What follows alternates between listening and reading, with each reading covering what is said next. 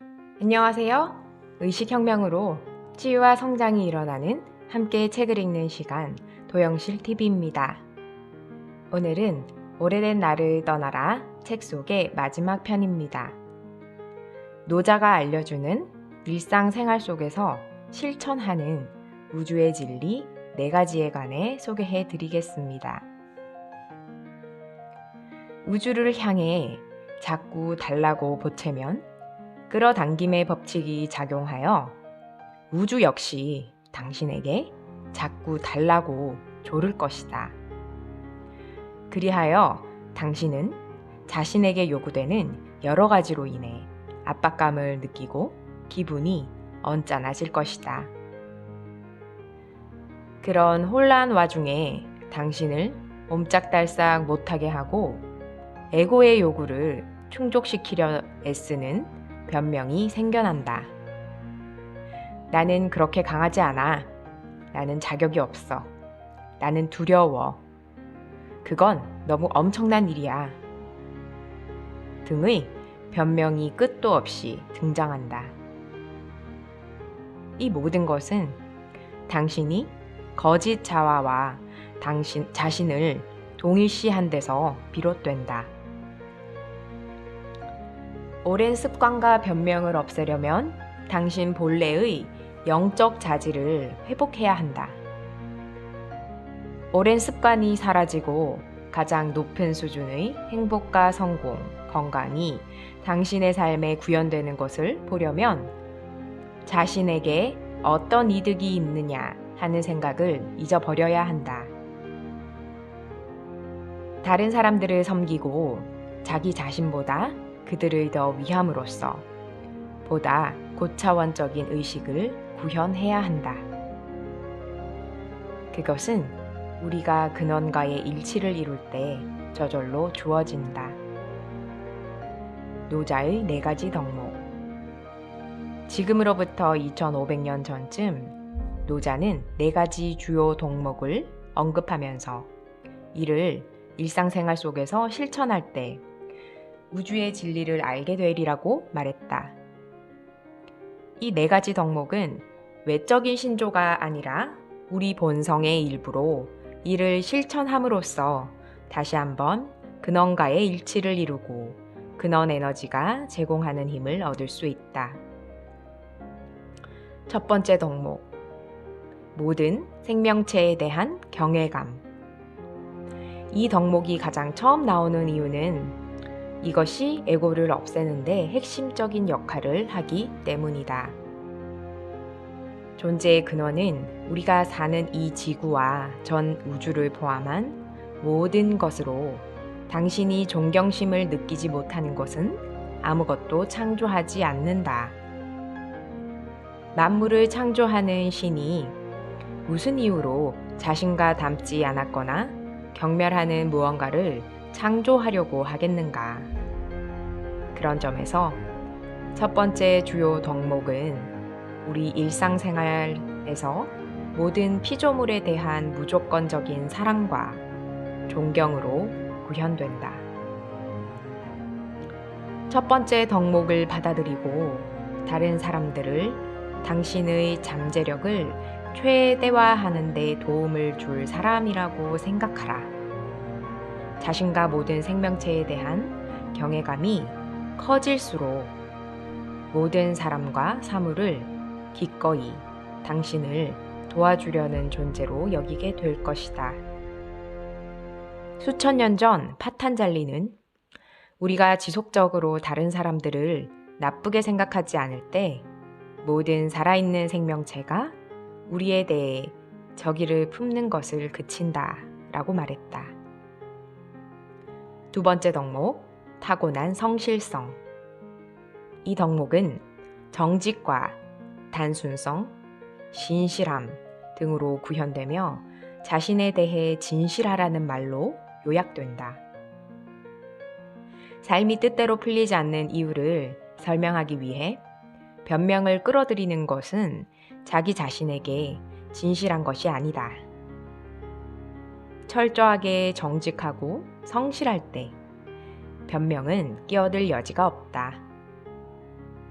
에머스는 초월적 영혼이라는 책에서 사람들을 대할 때는 그들이 최고의 성실성을 발휘하도록 꾸밈없이 대하고 당신을 함부로 대하려는 모든 희망을 분쇄하라.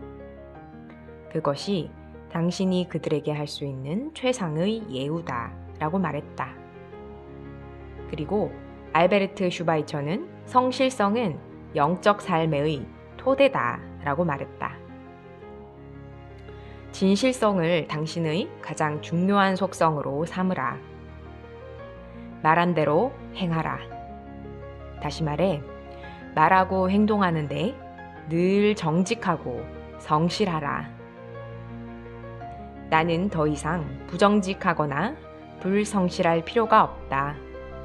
이것이 바로 나고 내가 느끼는 바다 라고 선언하라. 스스로 신뢰할 때 당신을 창조한 신도 신뢰하게 된다. 조각가가 되고 싶다면 누구도 이해해주지 않을지라도 그렇게 하라. 철인 3종 경기 선수나 발레리나, 하키 선수, 고개사가 되고 싶다면 그렇게 하라. 당신 영혼의 부름에 정직하고 성실하게 살아간다면 변명에 의존할 필요가 없다. 세 번째 덕목, 관대함. 이 덕목은 내가 가장 좋아하고 자주 사용하는 격언, 옳은 사람이 되는 것과 친절한 사람이 되는 것 중 하나를 선택할 수 있다면 늘 후자를 택하라의 기초를 이룬다. 당신의 오랜 습관과 그에 따른 변명 중에는 당신이 옳고 다른 사람이 틀렸음을 보이기 위한 것이 많다. 이 세 번째 덕목을 실천할 때 당신이 옳은 이유를 설명해야 할 필요성과 그런 필요성을 낳은 갈등 상황이 사라질 것이다. 이 덕목은 친절과 배려, 영적 진리에 대한 민감성으로 구현된다. 또한 관대함은 당신이 더 이상 다른 사람들을 지배하거나 조종하고 싶어하는 에고의 강한 소망을 갖고 있지 않으며 우주의 리듬에 맞춰 움직이고 있음을 보여준다. 관대함의 덕목을 갖출 때 나라는 대명사는 더 이상 대화의 중심이 되지 못한다. 이 짜증스럽고 무례한 사람들을 어떻게 다뤄야 하는지에 대해 여러 번 얘기했잖아 라고 말하는 대신 정말 힘든 하루였지? 내가 도울 일이라도 있나? 라고 말하게 될 것이다.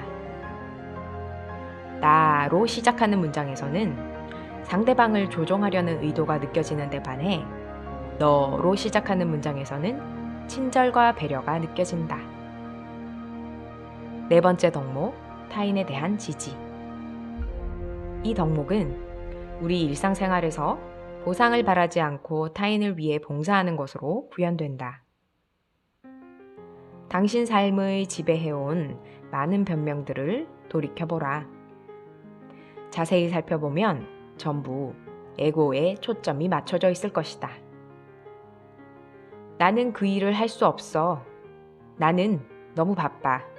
나는 너무 두려워. 나는 무가치해. 나를 도와줄 사람이 없을 거야. 등등 나의 강조점이 주어진다.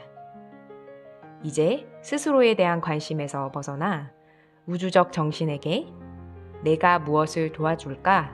라고 물어보라. 이때 당신이 보내는 메시지는 나는 자신에 대해서나 내가 무엇을 가질 수 있고 가질 수 없는지에 대해서는 생각하지 않아 라는 것으로 당신은 누군가의 기분을 좋게 해주는데 관심이 있다. 당신이 다른 사람들을 지지할 때 에고는 자동적으로 빠져나간다. 에고가 사라지면 당신은 신을 밀어내던 것을 그만두고 신처럼 되어간다. 당신이 이런 식으로 생각하고 행동할 때 변명에 대한 필요성은 사라진다. 대가를 바라지 않는 봉사와 베품을 실천하라. 영적 충만감을 보상으로 여기라. 가장 큰 기쁨은 베품과 봉사에서 온다. 그러므로 당신과 자신에게 돌아올 이익에 관심을 쏟는 습관을 버리고 베풀고 봉사하는 삶을 살라. 보답을 바라지 않고 다른 사람들을 지지할 때 갖고 싶다는 생각이 줄어들고 베품과 봉사에서 평안과 기쁨을 얻게 된다. 간단하게 말해 자기 자신에게 관심을 집중하지 않으면 변명할 이유도 사라진다. 오늘 소개해드릴 책 내용은 여기까지입니다. 우리는 살면서 수많은 변명으로 내 안에서 들려오는 소리를 무시하곤 합니다. 내가 옳다는 것을 내려놓고 주변에 친절을 베풀 때 온통 나에 대한 관심에서 벗어나 주변에 대한 관심으로 옮겨갈 때 더 이상 변명할 필요가 사라지고 내 안에서 들려오는 내면의 목소리에 좀 더 귀 기울일 수 있게 됩니다. 그렇게 될 때 우리는 일상생활 속에서 근원과 일치하는 삶으로 접어들게 됩니다. 오래된 나를 떠나라 책 내용 소개는 이번 영상으로 마무리하겠습니다. 따뜻한 미소와 친절로 여러분들의 주변을 환하게 밝히는 날 되셨으면 좋겠습니다. 오늘도 당신의 빛나는 하루를 응원합니다. 시청해주셔서 감사합니다. 지금까지 의식혁명으로 치유와 성장이 일어나는 함께 책을 읽는 시간 도영실TV였습니다. 내용이 좋았다면 좋아요, 구독 부탁드려요. 감사합니다.